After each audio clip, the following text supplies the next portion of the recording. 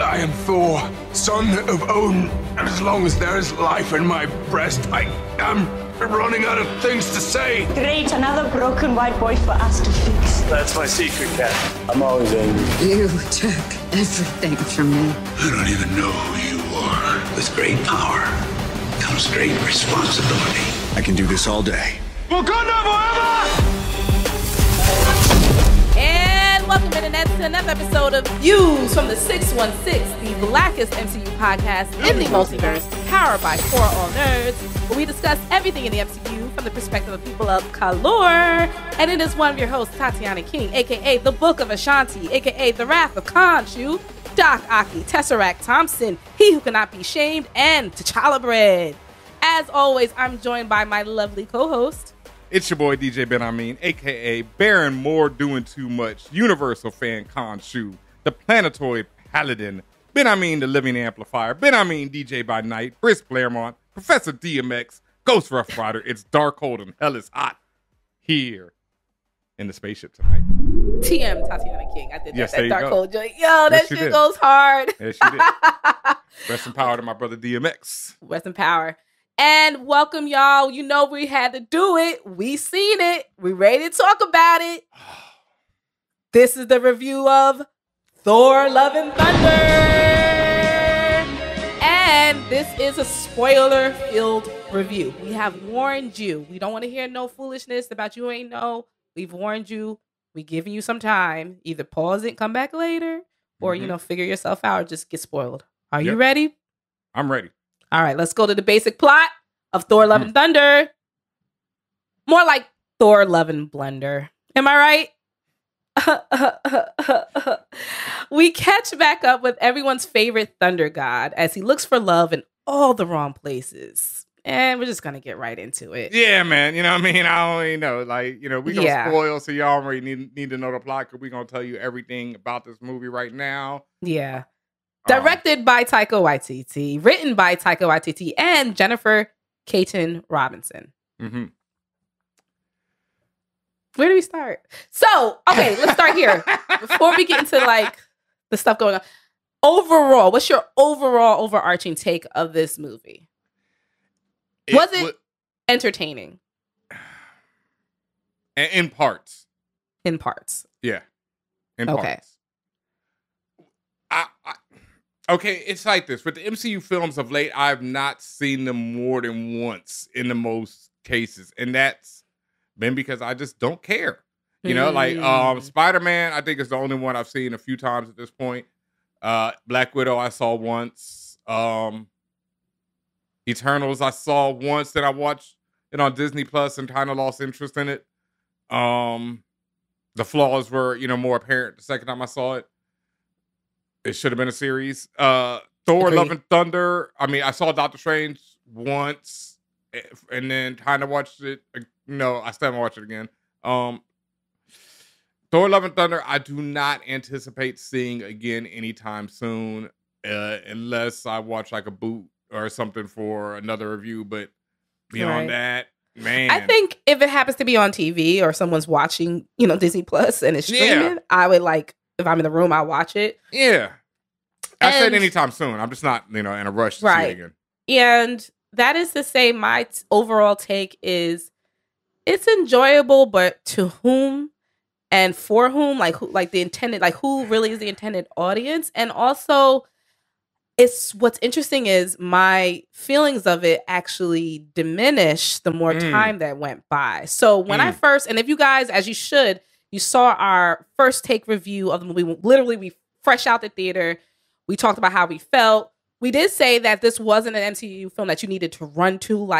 You're absolutely not gonna die if you don't see this film. You're not going to miss something vital if you don't see it, or if you don't see it right away. Rather, right? You can wait. I'm just not gonna hold you. You can wait. That being said, is it gonna be a good time? Yeah. If you want some levity. You just want to laugh. You don't want to deal with none of the dark and harsh tonality of a Doctor Strange multiverse type movie. Then Thor's Love and Thunder is for you, because that's what you will receive. You're gonna just receive jokes and Taika and Korg and like if you and I said it to me, this is like Ragnarok part 2. Like it's more of the same. Now, I don't know if someone would see that as a one-trick pony type of situation or what, but I just felt like I've seen this from them before, and that's what I expected, and I got it. But as I said, as time went on, I felt a little less about this movie. Like it went from me saying it's a good movie to it's kind of mid. Yeah. I pretty much just, like you said, I expected more of the same. He said this is Ragnarok amped up. All right, when Ragnarok came out, everybody was like, "Oh my God, this is the greatest film ever." I was one of those people. Not greatest film ever, but best Thor film ever. Really good. Because it was. Entry. It was. Same time, I remember at the time, a friend of mine, I was shouting out my man Mike Jones.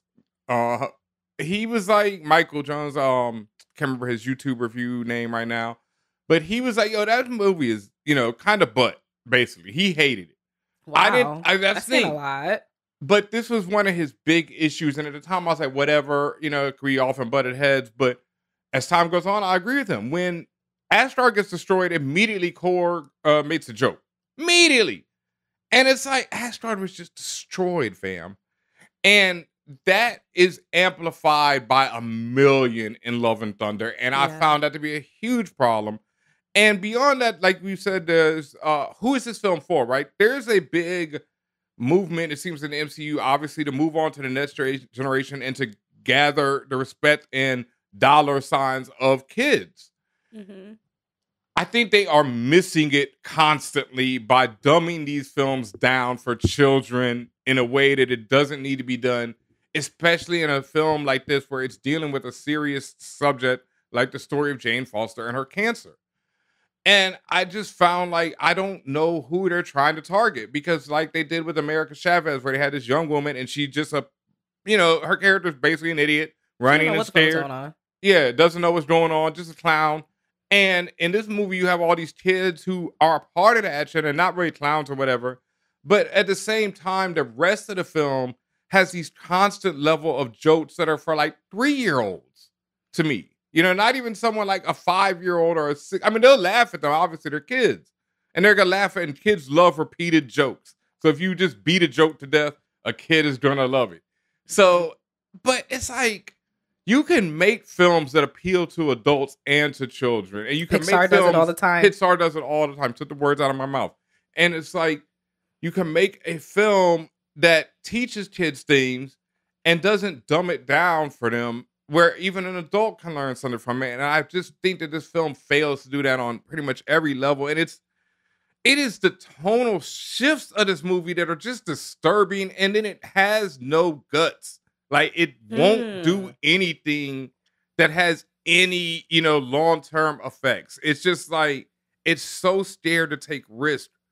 Like, there are how many fake out deaths in this film? All right, we're doing full spoilers. So we have a fake out death for Zeus. We have a fake out death for Korg. We have a fake out death for Jane. Tessa, for Valkyrie. Yes and no. Jane does die in the movie, but by the end credit scene, we see she's in Valhalla. Idris is there. Heimdall's there. So, whenever Secret Wars or they want to do the storyline where Jane becomes a Valkyrie, she's right back. Which I don't have a problem with, because especially with Natalie Portman getting, both up for this film, I'm like, she should be able to do more than one if she wants to. But I do have a problem with the fact that you fake out death for Korg. Just kill him. I get it, that's your little pet character, Taika, but it's like, just do something that has significance. But Korg was killed technically in Ragnarok, and he didn't die either. So like, he's a rock. He's not gonna fucking die, bro. Like, and that's fine. He can. His races died before. Thor killed one in Thor: The Dark World. So, and then you have, with the one that really bothered me the most was the fake out death of Valkyrie, where we're left wondering, the audience is left wondering if Valkyrie is dead or not. They're fleeing from the battlefield. It's all bad. And immediately he runs back to the same joke of the goats crashing into something and screaming their heads off. And it's like, you've ran this joke to death already at this point. And me as an audience member, I'm just wondering if Tessa is alive or not. And then you make a dumb joke in the middle of this grief that we're experiencing. And it's just like, fam, what are you doing here? Like, I get it, but I don't. I was, Yeah. this movie's weak. Well, a lot of what you're feeling is predicated on the fact that they stuck to their guns and did not let up when it came to the framework of this movie. The movie is framed on a fairy tale. It's framed on we mentioned like a bedtime story, a fable, a fairy tale. It's framed in the mechanics of that. And it's even, and you see that in the way that it's even, as I mentioned, the structure, the whole thing is narrated by Korg. Korg is a not serious character. Korg is not serious. So you're not going to get serious retelling. And this is technically a retelling of what Korg experienced, right? Like, because if he's telling a story, he's telling you what he went through, right? So from a non-serious character expressing what happened, you're going to get all of these, from his perspective, you're going to get all these silly things that may or may not matter and not have any really far-ranging implications. So because they stuck to that framework, that's why the entirety of the movie felt like that. And that's what I've come to understand, and why I say, well, who was the intended audience? Children were the intended audience. And there's nothing wrong with that. I just do feel like Ben said, there's a way to balance it so that things may not come off as corny. Now, that isn't to say that the group we were with were some were media professionals, some were general public, but the group were dying laughing at these scenes, particularly like the scenes with the goats screaming their heads off every 5 minutes. All of the quippy jokes, like people were really dying laughing their heads off. And I would say, I mean, Ben and I, we love to have fun. We love to laugh, but him and I weren't laughing that much. We were kind of like, okay. And there was a couple of times where I was just like, oh, haha, that's funny. But never like, you know, I'm beside myself laughing. But I will say the audience was. And it could just be indicative. Like, again, I don't, we're not miserable people. Okay. We like to have fun, but I don't know. It could be indicative. I said it before, the times we living in right now, like shit is really tough right now. Shit is always tough, but shit is really tough right now. And people just want something more happy. It could just be the type of people who were there. I don't know. You know, cause audiences can be different, but it just felt corny at a lot of times. And I was just like, damn, like I just did not feel as I didn't think highly about it as much as I did when I first left the theater. Yeah, I didn't feel highly about it at all. And I got even counterpoints to even some of the points you just made about the fairy taleness of it. Because I was thinking about this earlier, right? A film I love to my heart. It's something I saw when I was a child, and I'm sure you have too, is The Never-Ending Story. And The Never-Ending Story is a fairy tale. It's a kid reading a story. I've never. Oh my God! I've only seen clips and stuff on YouTube. All right. Well, see, and Twitter. But for those who grew up with this film, it is dark. It pulls no punches. The majority of the characters die by the end of the film. They're resurrected, of course, at the end because it's the never-ending story. And anyone who reads the story, you know, that's why it goes on and on. Obviously, it's a great, you know, trope of the movie or whatever.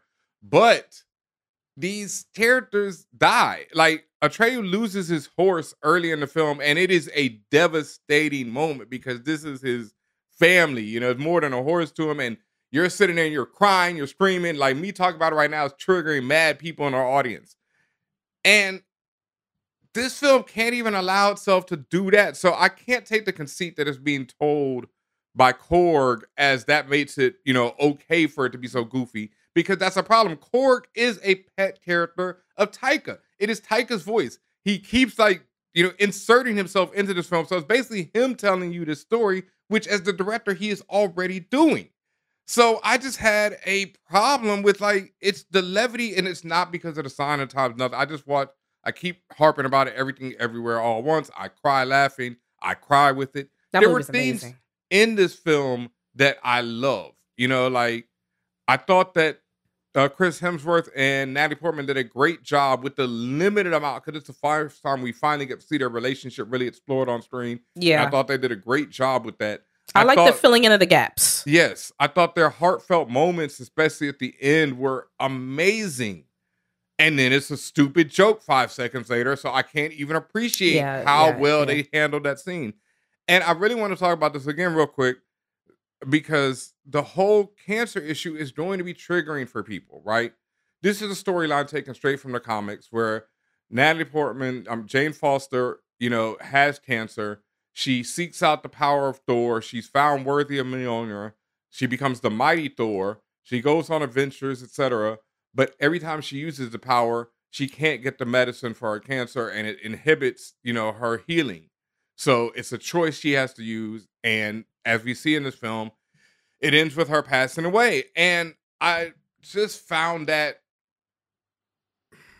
like, okay, if you're going to do that storyline, you got to treat it with some more finesse. You got to treat it with some more heart than this film was willing to do. And I was disappointed in it. And I think for a lot of people who are going in not knowing that about the film, because it's not shown in any of the trailers, it's not even hinted at in any way, it should be tough, because this is a very adult, very hard storyline to deal with, that a lot of people, because of cancerous pain, has, experienced this. Do you think there was any empowering aspect, though? Like the fact that Jane chose to wield Mjolnir. I mean, again, yes, it's from the story, but the comic book story, but in this film itself, the fact that she chose to wield it despite everything happening, despite that she chose to utilize her power, her strength, even though it came from the hammer. Like, do you think there's any redeeming value there? I think there's some redeeming value there, but I also had a problem with the film in the fact that it takes its women characters and pushes them to the side. This is the first time we see Sif return, right? Sif gets her arm chopped off. She's out of the movie. And you don't even see her ever again. Ever again. I completely forgot that she was even in the movie until I was writing up the review for this. Tessa Thompson gets hurt. Valkyrie gets hurt. Sideline, out of it. Jane falls to the mighty Thor herself. Thor's like, oh, can't have you going to the battle if you're sick. You got to go get your healing. Even though I'm an Asgardian god. Even though I know, Doctor Strange. Even though I know Wakanda. Even though I know this and that. The best thing for me to do is to send you back to a regular ass hospital and hope for the best. Well, he said he didn't want her to die. So. Yes, but all these people who have access to otherworldly type of treatments, anything that could be explored. And that's another problem. The MCU wants it both ways, right? The MCU wants it where it's like Marvel Comics are, the world outside your window, pretty much, except with superpowers. But we are now so far deep into this MCU-ish world where you need to see those effects being explored. Like, if Wakanda has opened its doors to the rest of the world, we need to see Wakandan technology being explored in the rest of the world. If I knew about Wakanda, I ain't never going to a regular hospital ever again. Come get me. Help me, nigga. Help me. Help me, nigga. Like, I will never go back to a regular... Never. The fuck? Or like, as Guardians, they ain't got nothing that's not even explored in the film. It's not even like, yo, we tried all of our magics, No, take me back to New Asgard. Stop playing. Yeah. Y'all are fucking playing games right the fuck now. Order up the Bifrost. Let's go. They just out there sitting in a regular ass hospital. They put my man Bucky into stasis, fam. You know what I mean? Like, yeah. There are solutions. Wakanda was definitely about to extract the whole Mind Stone from what's his face and keep him alive. So that's the problem with this, and it's because it's like they want to have a connected universe, but they don't, because then these questions come up and then these films stop to make sense. And I wouldn't mind any of that if you had kept it heartfelt and not done a dumb joke every other second. Yeah. I think Taika's, and again, I don't know if this is a problem or this is by design, right? Like, the gravity of anything that could have been taken as depressing or sad or anything was completely removed, right? Like, it would drop you for, like, if you were in free fall, right? It would drop you for a second, then grab you. It's like, no, we're just playing. Kind of like a bungee. It was like a bungee cord. It was like, oh, we're dropping you for something sad, but no, we got you right back. But it would just happen faster, as Ben said. There was no time to dwell in any of that, of a feeling that wasn't jokes, levity, things like that. There might have been one or two scenes where he actually allowed it to be lightweight, particularly when they were in the shadow realm. Mm-hmm. But other than that, most of the movie is exactly what you said. It was just like, oh, here comes the sad part. But we were just fucking playing, right? Yep. Like, psych, you thought. So, I understand how you feel. Yeah, a lot of people really love his movie Jojo. I think it's Jojo Rabbit. I didn't. There are moments in that movie where I thought were hilarious, but once again, and I get this, the Hitler has been parodied and the Nazis have been parodied, but it's also because Germany has laws against Nazism, etc. They've dealt with that thing in a way that we have not dealt with toxic whiteness in this country. So you can make films that, parody this dude. But me, I'm not that person. I'm like, this ain't funny, dog, to this day. Like, this man murdered people. Like, this is not funny, and fuck making light of it in that way. You know, that's just how I feel. And so I didn't get it. Now, I can't lie. There are moments in Jojo Rabbit. He has his little indestructible friend that is fucking some of the funniest shit I've ever seen. But, you know, that's like, there's moments, you know? Yeah, yeah. Okay, well, those are the overall views we have. Just a few themes we wanted to mention. Love. Part of love the title. overpowers everything. Love overpowers everything. Now, I will say, Ben, I still think this way. I thought it was very sweet how they tied it all in by the end about the title of the film and what love or who love really is and who thunder really is. Really sweet. Really sweet. That was very cute. That was sweet. That was heartfelt.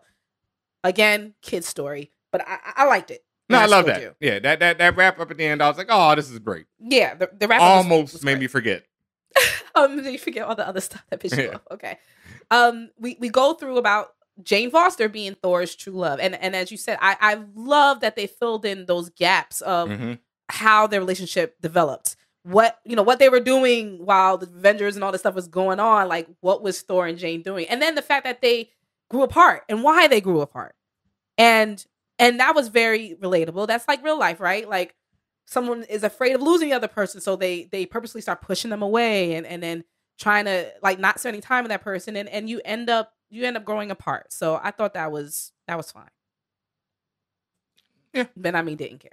No, I did. I already said that I thought that was my favorite part. You know, their heartfelt moments together, the flashbacks to their relationship was great. It was even like the whole, it rhymes, it's poetry, George Lucas thing, with the ending, which I still will not spoil, but if you watch closely, a lot of the ending scenes are replicated in the scenes with Thor and Jane in a different way. Oh, okay. And so I like that, it's poetry, it rhymes, and all that. But yeah. It was a typical love montage too. Yes. And also, like, because there's 80s, 90s, even 2000s references in this film. Yep. So you get a lot of those approaches, like Dawson's Creek type shit going on. Like, you get all those references in how they reflected their love montage. Yes. You get this, funny enough, they personify objects a lot in this film. You get this Stormbreaker Thor Mjolnir love triangle where they personify Stormbreaker. Like, Stormbreaker is quote unquote just a weapon, but it has feelings too.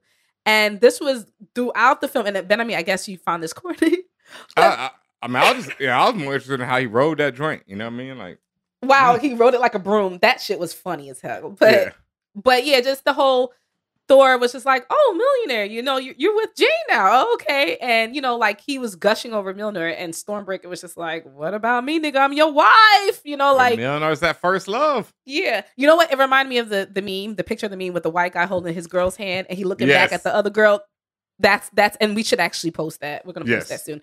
But it was exactly like that. So, I thought that was funny. Like I said, there was some parts that I thought was a little funny. What was actually a little funny, and I laughed at that. I was like, all right, that was cute, because to me it was more subtle, but with comedic effect. Like, and also because there were no words, right? Stormbreaker can't talk. You know what I mean?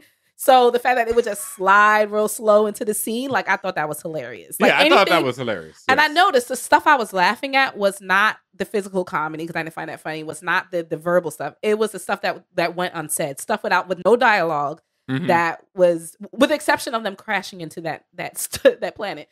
That was funny. Yeah, but the stuff where it was just like no dialogue and looks or faces or things like that, or feelings, those are the things that I was laughing more at. Mm-hmm. Me too. Yeah, it was sure wasn't them goats. And it being about love, like, I thought overall, yes, it was a sweet film, but and then as time has gone on, like, I just felt it was more corny, and to the point where the power of love stops gore. The God Butcher. who did little to no butchering.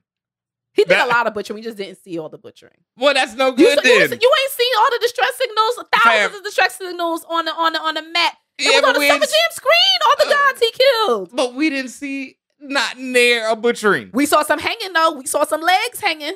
Yeah, but not like live action butchering. No live action. I want to see you put in work. Look, it's a kid's movie. Fam, that's okay. Here's the other problem. You have already, like, here's one, right? Everyone in this movie is so fearful of this dude. Oh my God, Gore the God Butcher. He got the necro sword. He can kill gods. Nigga, I seen Thanos snap your man's neck with no problem. Like, it's not that difficult. I seen your girl Hela take out scores of gods, fam. It's not difficult. And you may have mentioned this maybe like a couple of years back, but like after Thor and after Endgame and all this other stuff, like what level threat really matters after that, right? Like, I mean, after the snap, after like the end all be all, besides Wanda, right? Besides Scarlet Witch, which I feel like that's the only other level threat. I'm like, yo, you're gonna die. It's just like, does anything else really move you like that? And like, it has to be on a galactic scale. So I'm not afraid of gore. But see, that's the thing, it doesn't, right? And that's what Marvel is missing, as we just talked about in our review of Miss Marvel. And this was something I learned years back when Red Letter Media, great YouTube reviews, especially back in the day, they did these Phantom Menace reviews, right? And they broke it down, and this is something writers, everyone can learn from this, right? What matters is emotion, right?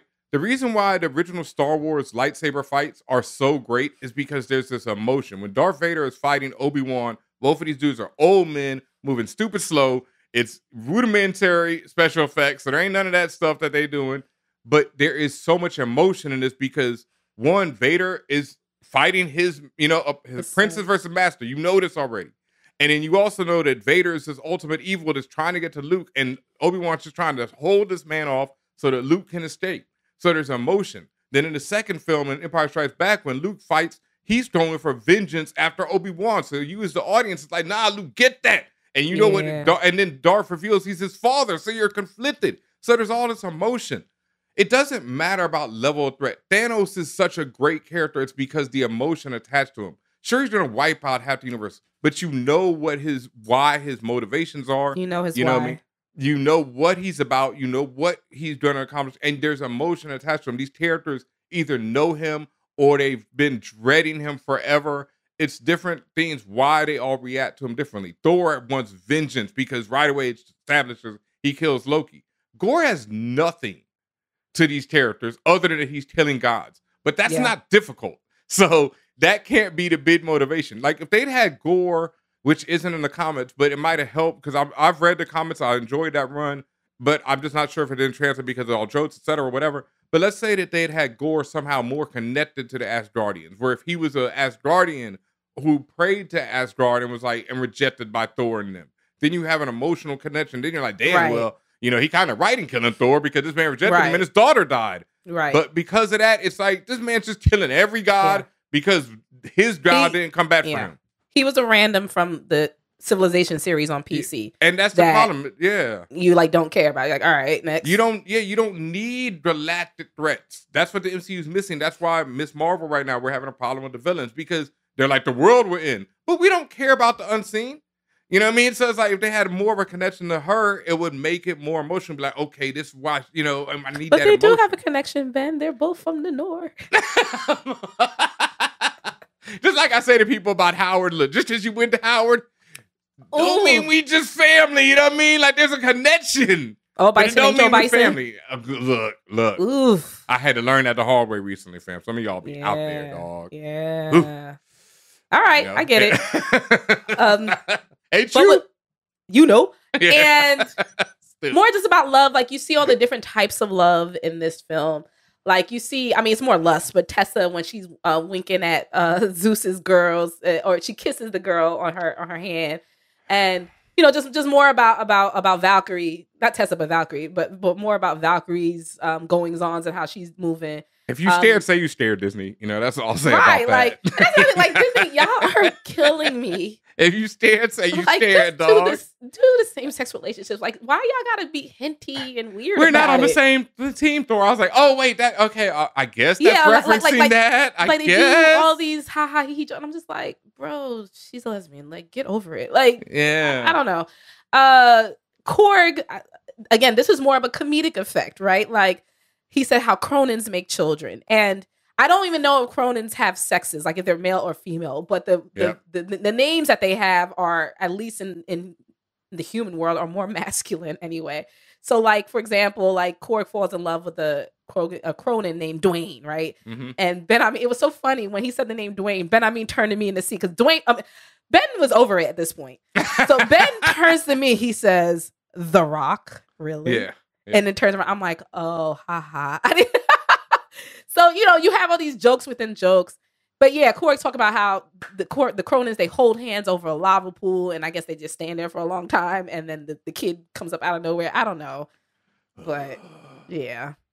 Love is the theme. And that's not to say I believe love conquers all. One of my favorite lines of all time. Why I was so mad about Miss America Chavez being misused is from the Kieran Gillen Young Avengers when someone, actually Kate Bishop asked Hawkeye, Hawkeye asked America Chavez, she's like, is love really gonna save everything? And Right. she's like, yes, and those who don't get their face stomped in the paste.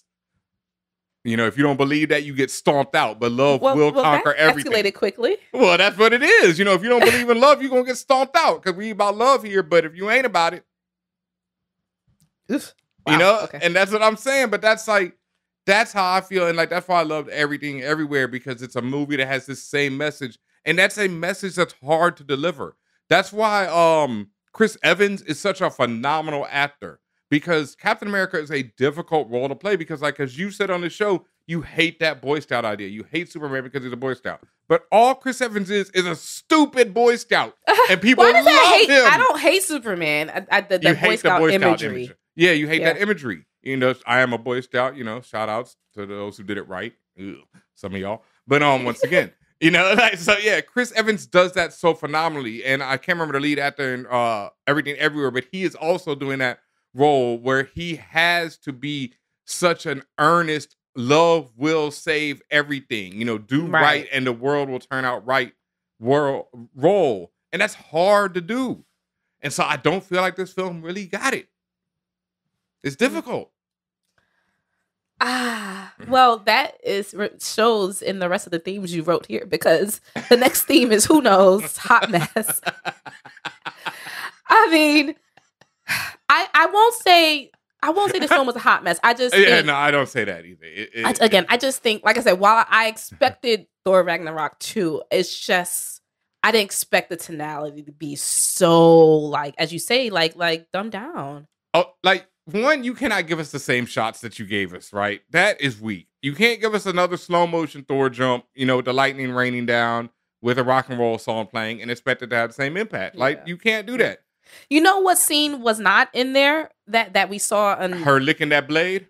Disappointed. Well, yeah, that. But no, the scene, and actually it's a still shot that I think was in Entertainment Weekly, but the shot of Jane sitting on a throne with Valkyrie and then with Bast. Oh no, Bast is sitting in front of them in the scene. Is she? She says nothing, but she is sitting there. Okay. I thought because I was like when they were in wherever the fuck they were in the God City. Oh, Omnipotent City. What was it called? Who cares? Omnipotent City. Well, anyway. I just don't remember her being there. She's right there. I strained to make sure. I was like, where is she? Okay. I fully expected her to say something. There was somebody's head literally covering the lower third half of the screen for me the entire movie. Oh, so you would have missed her. Because that's right where she was. She was right in the lower thirds. Yeah. And she says nothing. So for those looking for that connection, in fact, one of our commentators on YouTube was like, I can't wait to see the gods from Shang-Chi connected to the gods that we're going to see in Thor. And I was like, that'll be great. Yeah. Because I'd already seen it. I did love seeing all the gods. There were mad gods from all mythologies and all over. There was mad Central American gods here. And a great joke god there, too. Mexican gods. Mad South American gods. Mad South Asian gods. They were all in there. And you actually got to see them in full. Obviously, Norse and Roman and Greek and all that other stuff. I don't know if any Egyptian gods showed up. Because that would be funny, that would have been dope if they had Khonshu in that bitch, but that would have been fire. He might have been, and also this is a Ready Player One type of scene where it's just they literally throw every single character you could think of in the scene, so you probably would have to, when it's on Disney Plus, pause it and actually pick out each and every god that's in those scenes in Omnipotent City. Yeah, and hopefully Bast shows up again because that actress playing her is beautiful, and I'd like to see them actually say something. Yeah. Acceptance is a big theme. I made a joke that Hamdel accepts he's still a doorman because shout out to the blur girl on that one. shout out to the blur hurts. girl. She was sitting next to us. She was sitting next to us during the screening. That was out of the park with that one, boy. And that was the after credit scene where as we said, Jane she dies, but she goes to Valhalla because she died in battle, and she was Thor. And guess who greets her at the door? Hamdel. And blur girl turned to us and said, "So he's still a doorman?" Oh. And we was like, damn. Oh. Yeah. Hurts when breathe. Yeah. I did like that we got to see Hamdal's son, Axel. Well, he's going by Axel now. I don't know what his given name was, but he's going by Axel now. He has the eyes of vision like Hamdal, and he actually is the conduit between Thor and the children who got kidnapped. I did like to see that Heimdall kept the tradition of terrible haircuts up. Terrible wigs. He was wearing the same goddamn when Mordor was wearing. Yo, it was horrible. I thought he had an afro. It was terrible. Whatever it was No, mess. it was Mordor. It was like braids, braid fro, unkempt fro, no locks. First of all, if you're in Valhalla, where are the stylists? Yeah, because if you're in Valhalla, that means you're in heaven, and everything should be perfect, right? Yeah, you see, Natalie, her hair went back. She had the bob, but it went back to her normal full short bob. Why he looked all ragged and disheveled? And disheveled, boy. It just looked like he woke up in a bed for that scene. I was like, oh, sure, okay. Also, I do have a problem with my man's son naming himself after Axl Rose. I'm a big Guns N' Roses fan, but Axl is famous for saying the N-word. Ooh. And for having just some views. I think Axl went pretty much south in recent years, but shout out to Slash, You said famous, and I did not know that. Okay. Oh yeah. See, that's once again, if you weren't around then, you don't know. But if you were, because I was like, big Guns N' Roses fan, and then it was like that came out, I was like, oh damn it. I was like, I liked you, bro. Yeah. Like that again is the 80s references. And that was a lot from Guardians of the Galaxy, right? Because of Peter Quill and his anytime he's around, I feel like the 80s references take over. 70s, really. He's even more 70s. Oh, okay. Yeah, the music that you see in Guardians is 70s more than 80s. Okay. Much and more. then also like even the way Thor was dressed, like he had the tear off, the cut off arms on his vest and the jeans, and he looked like a hairband member. Yeah, like that's the 80s, right? Yeah. Taika is referencing the 80s. Guardians, James Gunn is more referencing the 70s. That's how it goes. Yeah. But even in the first one, I think the more rock is 70s. This is 80s. This is Guns N' Roses. Sweet Child of Mine and November Rain are both prominent in this film. That's pure 80s. Okay. Hairband metal. And then you get some 99s, 2000s references. Was it Destiny's Child or some other song that they played? They played a 99s, 2000 type song in there like a couple of times. So I was like, all right, cool. I don't know, bro. Like, I guess that was the bone to throw for adults, but like I said, the bone to throw was this, whole plot with Jane Foster, which I just felt was handled not the best. Maybe other people will find empowerment in it and all that. I did not find her character to be particularly empowered at all. I found it to be like, just kind of, I don't want to go into it again, but like I said, it just doesn't take into account this larger MCU. It just was like, we could do something right, but no. Valhalla for end credit scenes for you. Oof. Okay. Ugh. I mean, it did it to Sif. Like they cut off her arm, and that's the end of her. I know what the point of naming Sith or even bringing Sith in, and they were just going to ignore her the rest. And of the then, film. you cut off her arm, and she can't get a robot arm. Like you can't do nothing. Well, she shows back up at the very end when they go back to New Asgard. She has, I guess, her arm in a sling or something. Yeah, no, she had no arm. I think. Oh, okay.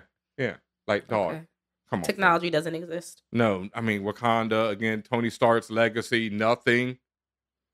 It is, it's just like I get it, but and it's also the fact that you do it to the women in this film that is supposed to be about the women is kind of weird.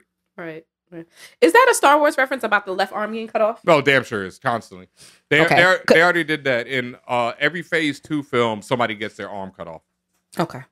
Every single one of them, because Empire Strikes Back started that trend, and it being the second film, they already paid tribute to somebody getting their hand cut off every time. So, that's already beat to death too. Like we get it. Stop. And you can't do that with some, with Sif and not. I just don't understand the point of her even showing up. Emotional attachment is what matters. When Darth Vader cuts off his son's hand, it's a big deal. You know, like that's your little nigga. You did that, my guy. You just cut off his hand. That's what you're willing to do. Yeah. You know, with Sif, it's just like, oh, let me make a joke about your arm being gone. Nigga, my arm is gone. Well. And we're not even gonna show me getting a new arm. It's not like, let me make a joke and let me go get you a new arm. No, it's like, well. But they joked. She also joked about she wanted to be killed in battle. She could go to Valhalla. He was like, actually, the battle's over. Yeah. You're still alive, bro. That was a good one. I can't lie. Yeah. I mean, there's good jokes. It's just like, you can't throw 1,000,000 at the wall and hope one sticks, fam. Wow. That's actually a good take. All right, let's round out this review with the characters. Thor, played by Chris Hemsworth, jacked as all fuck. I mean, man's was unrealistic. I was like, what unreal, bro. Yeah, I was like, is that CGI? This dude is slow. No, that was him. But I was like, yo. And then of course him when he get naked, Zeus's girls all fall out. I understand, ladies. I understand. Even the men. The men felt. The men were quavering. They were, they were quivering. They said, "Oh shit!" Yeah, they were like, "Whoa, what was going on here?" Jane Foster, the mighty Thor, played by Natalie Portman, also brought. Like, I was just like, "Oh, was that?" Yo, she really like put in work. She was lifting heavy. Yeah, she got ripped. Okay, look good. Gore the God Butcher, played by Christian Bale. I liked him as Gore. Me too. I mean, I didn't really have any criticism for him. I mean, besides the fact that his character kind of wasn't as a threat as they try to make him out to be. Let's talk about that. My man had tentacles, right? Like, that's all he had. Like, again, like, all he has is tentacles. And this is like movies. You mean in the comics? In the comics and in this. I mean, he had tentacles when? Oh, when he was when he was wrapping them up, you know. But he was also doing this shape-shifting shit, so I don't know. But go ahead. When was he doing shape-shifting? No, he didn't always have tentacles at all times. Like sometimes he was just walking around and then the tentacles came up. The tentacles came up. Yeah. Yeah. But it's like, I get the emotional attachment wasn't there. So no matter what his threat level would have been, it would have been, you know, like whatever. But this film really felt like it was like Thor was just waiting to use the lightning to wrap it up. You know, it was like that Voltron type of thing where they get their ass kicked all episode and then they're like, let's form Voltron. You could have done that in the beginning, dog. How he ended the battle in the first scene, the first fight scene with the when he destroyed that temple. Yeah. It was like everything ended because he did the lightning. But it's like you have the lightning all the time. This is not the movie where you're unworthy of the lightning. We already know you're worthy of the lightning. We've seen you destroy alien legions with lightning.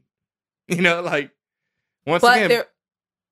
There was one scene where Ben-Amin and I laughed our heads off with, included Gore, was when he was in the cell or the cage with the kids. He materialized and was just fucking with them. And he picked up like this snake creature and then cut a head off and then threw it at the kids and they were fucking screaming. Ben and I was fucking rolling. Like that was so rude. Like it was just because it was so random. I don't know, like really that whole scene of him fucking with the kids. I was just like, you're just rude as fuck.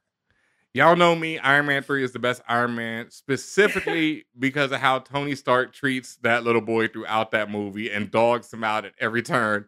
And I just will always love a film where little kids get dogged out and scared and, you know, threatened and all that type of stuff. So I was here for that. Gore rules. Valkyrie, Tessa Thompson. I love her. I feel like she could do no wrong. And she did what she had to do. She's still king of Asgard. Still trying to do her thing. She's clearly bored of the bureaucracy. And she even says as much. She was like, yo, I'm trying to get some action. So. Yeah, love her. I just felt like this movie did her kind of dirty. Just could have done more, man. Like, stop. Yeah. You know, if you scared, say you scared. We get to see Zeus, played by Russell Crowe, who I still, after seeing this movie, do not believe that's him. That is Robert Baratheon. Because as the movie was going, I actually sat up in my chair. I pushed man's head down. I was sitting in front of me, and I was just squinting like, that ain't no goddamn Russell Crowe. Yeah, it's Russell Crowe. When he lifted up them big turkey leg arms of his, now I was like, damn, bro. It's been a long time since Are You Entertained, bro. It has been a long time. I'm not commenting on that. Them arms ain't as swole. I mean, they swole, you know. He was swole. Okay, well. Still great. Robert Baratheon. But when he showed up, seeing Zeus made me, and also there were so many imagery calls to his son, Hercules. Like when, for example, when Thor was chained up, and then he took the chains and started whipping them with the chains. I'm like, that's out of a Hercules story. And I was waiting to see Hercules at some point, and then we saw it in the after credits. Yeah. And who is Hercules, Ben? I mean, who is he being played by? Oh man, folks. All right. The after credit scene is basically Zeus after once again another death fake out. We thought Zeus was dead. He's not dead at the end of the film. He's sitting there looking up at the camera, talking about how the gods have been disrespected and nobody cares about them anymore. So you will bring back the power and respect, Hercules. And then it cuts to Hercules' feet and the camera rises up and the audience and me start cheering. I could not hear a word that Hercules says, especially once it got to his face, because at that point I could not stop laughing. Because one, there was a big rumor that Henry Cavill was to play Hercules. I've actually found out stuff recently, and I know why he's probably not, and why we might not see him in the MCU. Can you share it? Or is it like Hollywood? I can just say this: beware people who play Warhammer 40K unironically. Okay, that's gonna be a hard reference for me to understand, but okay. Well, I'll explain later. And for those who do play Warhammer 40K and know what I mean, if you're a big fan of it and you're not aware of it, the joke inherent in it, and you just play it straight faced, watch out.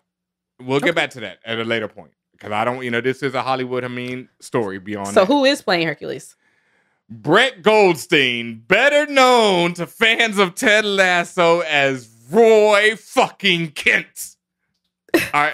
If you don't know Ted Lasso, folks, it's a great show on that's a Apple Plus show, right? Fantastic show. And Roy fucking Kent is one of my favorite characters, and as by our audience reaction, most people's favorite character. The audience erupted when they saw his face. Roy Kent is a rough and tough taciturn former football player, soccer player for Americans, and he is a member of the cast of Ted Lasso. I'm not going to spoil what he gets into and does anything, but he is just a great character. And Brett Goldstein is so ill, especially to see him in this, because Brett was a writer in the room on Ted Lasso. He's been a writer for years on, shows here and there, just trying to make it in Hollywood. And then when he finished the first season, he was just so in love with the character of Roy Kent that he sent in audition tapes of himself as Roy Kent. Landed the job. Now it's been Roy Kent for 2 seasons and is on his way to being a superstar because he's now effing fucking Hercules in the MCU. So I love it because Brett is hilarious. Like, if y'all haven't seen Ted Lasso, he is just straight faced all the time. He curses way too much. He's always got this inner rage and depression from things that have happened in his life. Okay. And he's just a great character. And Brett is I don't think he'd even done much acting before this, but he embodies it so well. I don't know how he's going to play Hercules, because in the quick shot, it seems like he's just Roy fucking Kent in a Hercules costume. And I'm just trying to understand, so where's this going? Like, clearly Zeus was embarrassed, and he sends his son out to redeem his name, but I see it turning into a buddy film with Thor and Hercules on adventures, and Hercules being like the angry guy who's mad at Thor's lightheartedness. Ragnarok Part 3.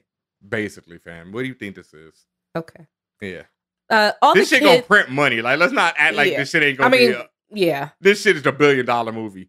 Let's finish up these characters. All the kids, they were very sweet. All the kids were great actors. Especially, I love, like, at the end when Thor lent him lent them his powers.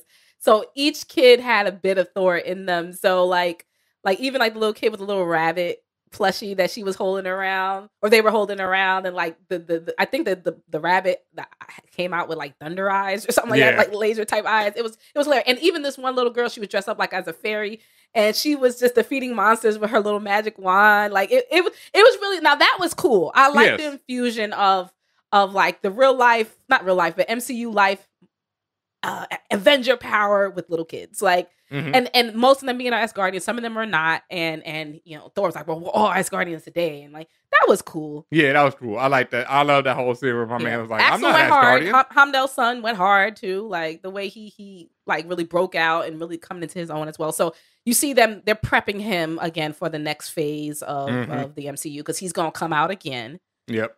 I really like that scene also because it's a reference to the comics where Thor has the Thor core at one point, where he like empowers a bunch of different Thors, and that's actually that happens in Secret Wars as well, where there are a bunch of Thors come together to form the Thor cores, right? Thor cores. That's how you say that, right? Like the Green Lantern Corps. The core. Oh, C-O-R-P? RPS. Yeah, core. Yeah. Core. Yeah. Is Beta Ray Bill part of the core? Yes. He's definitely part of the Thor Corps. Unfortunately, he was not part of this film. Unfortunately. I feel robbed, dog. I feel robbed. Like, it has been 3 Thor movies and not one other than a statue of Beta Ray. I don't know, bro. Well, I mean, a horse with a hammer. Like, fam, what more do you need? Yeah. We get the Guardians of the Galaxy. We get to see them niggas. Drax doing things. Everybody having a good time. We get a Groot here and there. I am Groot here and there. Apparently Jeff Goldblum and Lena Headey were supposed to be in the film. They were cut. What happened? Yes. I don't know, but Christian Bale revealed that he worked with both of them and they were cut, as well as Peter Dinklage. So yeah, who knows? Why was it the dwarf that made Stormbreaker going to appear? Who knows? And I don't care. Lena Headey is the one I'm hurt about because the rumor was she was to play the Enchantress, who is one of my favorite Marvel characters since I was a kid. Amora, the Enchantress. So, and I think she would have been a great Enchantress. So that's then Grandmaster was going to pop up. Yeah, allegedly. And I think that's something that it took me a day or two to think about. I think that this movie also is lacking those characters that balance out Taika's taste, like a Tom Hiddleston, a Loki to be the more straight man in all of these jokes. You need someone who's like, you can't make all these jokes, fam. I'm serious. Yeah, you need that, or like Bruce Banner, who was so stressed out and couldn't be bothered to make jokes. Yeah, you need that, and this film is lacking one of those characters. And so I think that's a good point. I don't recall no one is very overly serious. No, everybody's in on these jokes. Yeah. Like, I mean, Jane Foster's dying of cancer. She's in on these jokes. It's like, it don't matter. Like, I get these jokes off, Yeah. And like, I think that might help, Ragnarok 3 when, Roy fucking Kent rolls around, because he's a character, especially if he plays it like that, where that might, balance this out. Right. But on some actually more funnier news, funny news, like we saw Matt Damon, Sam Neill, and Luke Hemsworth reprise their roles as their Asgardians actors. They respectively play Loki, Odin, and Thor. And my fave, Melissa McCarthy, she joined them as an Asgardian actor playing Hela. So that whole, when they were retelling the story, that was great. I mean, could they've done that before, and just to see it again was just like that, when they're just carrying that joke to carry that joke throughout the film. That's fun. That's great. They can keep carrying that joke forever. Because it's limited, right? And it's limited in scale and scope, right? It's just for these few seconds or whatever, and then they're it's not over. beating it to death, right? And then like I really like the one, even when they did extend it, when afterwards, when the new information comes out and they're like, okay, we got to write this new scene, and they start and they start just like how screenwriters start, enter night, and I was like, that's hilarious. So that was great, and it wasn't beating, they didn't show up 5 minutes later and like, we're still writing the scene, Yeah. And that's like some of these jokes did show up every 5 minutes. So like, here's that joke again, Screaming like I say, if you're a little kid, you're gonna love, like, parents are gonna hate these fucking screaming goats. I can say that, boy. Yeah, they're gonna be very annoying, and your kid might start screaming like a goat all the damn time. Kids love to do that. So love it. Yeah. Love it. Yeah. Yeah. Anything else, Ben? I mean, you want to say about Thor: Love and Thunder, music wise? No, like I said, I do love Guns N' Roses. So hearing November Rain, that's one of my jams, boy. Especially that Slash guitar solo. They played that, so I loved it. But the scene itself wasn't that mind blowing, But I just love that song. So yeah. So I have to say again, should you watch this film? Should being a very strong word. It's an enjoyable, can be entertaining film. However, it's not the strongest entry in the MCU. It also largely depends on your level of comedy, how you take your approach to these things. If you're a kid, you're gonna freaking love this film. They're gonna take this to the bank, kids, all the time. If you're a big kid, you're probably gonna love this too. If you love anything Taika Waititi touches, you're gonna love this as well. Yeah. If you have any critique in the least bit, you're probably gonna ask a lot of questions like, okay, fam, that wasn't that funny, but who knows? I don't think as a kid I would have been entertained like that. I might have been. Now, I wasn't a serious kid, but like, yeah, I was a little serious. I would have laughed. Oh, you were serious? Okay. No, I probably would have laughed like the goats and stuff like that, like the silly stuff. Like there was so much silliness. Like I love seeing, as people who know me, I'm always laughing though. Like I'm not serious like that, but I just enjoy great comedy. And even as a kid, I was a student of comedy, so like I grew up watching Eddie Murphy films and stuff like that. So it'd be like, this would be, I just wouldn't. Yeah, I couldn't. I don't know. I don't know what age I really would have appreciated it. I would have had to be really young, probably. Because that's the thing. Like I said, when you see Empire Strikes Back as a very young kid, it's kind of tough to go back to some silly shit because it's like, this was like, this, you grew up too fast. But I mean, my man said, "I'm your father. I just cut your hand off, but I'm your dad. I don't care. Whatever be, and I'll throw you down the shaft. Like you whatever." Lost your innocence too early. No, but it's like, it's not that. I don't think it's the innocence. I think I just know great storytelling early, and I just appreciated it. And there's like stupid, silly movies I love, like the airplane joints as a kid. Naked Gun. You know what I mean? Them shits is so ridiculously silly. Like Princess Bride, that's one I didn't see till an adult. I know that's like everybody's 80. And it's one of my favorite films ever, and it's relentlessly silly. But it's what's silly and funny as hell from that era? Spaceballs. Oh my God. And it's still so good, But Spaceballs doesn't have a cancer storyline in the middle of it. Ooh. And that's Ben Amin's take, y'all. you gotta pick and choose your battles, fam. I got one to finish this up with though. Is this the worst Thor movie? Is Thor the Dark World better than this? Wow, get ready for the thunder, sir. Y'all, that has been our Thor Love and Thunder review. Thank you so much for listening to Views from the 616 powered by For All Nerds. Thank you for listening and watching on your favorite platform, whether that's your favorite podcast platform, because we're everywhere, whether that's Twitch, twitch.tv/For All Nerds. Also, for everybody who's supporting us, thank you so much. Please continue to do so. You can get our merch. We have mad designs on mad products that you can get. T-shirts, hoodies, everything you could think of, masks. You should still be wearing a mask. You hear me, I'm sick as hell, but I've been wearing my mask. Keep wearing your mask. tpublic.com/stores/forallnerds. Also go to our Patreon, patreon.com/forallnerds. That is how we pay our staff. That's how we do really cool professional things like this. Please, that is our most important avenue of financial avenue. So please hit up the Patreon if you can. Every tier is a good tier, and every tier gets special privileges. Make sure you're following us on the socials. I'm at Tatiana King. He's at DJ Ben Hameen. And also follow the show overall. You can follow at For All Nerds, as well as on Twitter at Views from 616. Anything else, Ben Hameen? Nah, that's it. We'll be back definitely very soon with an all-star review of, well, maybe. I don't even know if this one warrants it. We'll see, My answer's no. Yeah, I might have said all I had to say about this one. And that's on that. I've spoken.